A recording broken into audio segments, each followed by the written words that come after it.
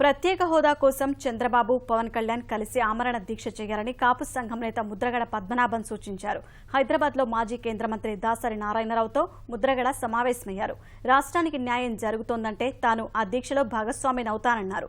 ప్రభుత్వం కాపు సంఘం నేతలకు ఇచ్చిన మాట తప్పితే మరోసారి ఉద్యమం తప్పదని హెచ్చరించారు.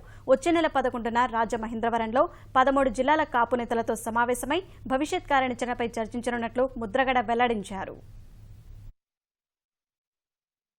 పవన్ కళ్యాణ్ గారికి చిత్తశుద్ధి ఉంటే ముఖ్యమంత్రి గారు వారి కుమారులు అలాగే పవన్ కళ్యాణ్ గారు ఆమరణ కూర్చుంటే నాకు కూడా చోటిస్తే నేను కూడా కూర్చుంటాను.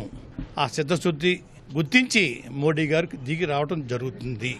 ఆమరణ ద్వారా మనం సాధించుకోవచ్చు. ఆ ప్రయత్నం చేస్తే చాలా మంచిది. ఆ పోరాటానికి మా ఉద్యమం వదిలేనండి. మా జాతి ఉద్యమే.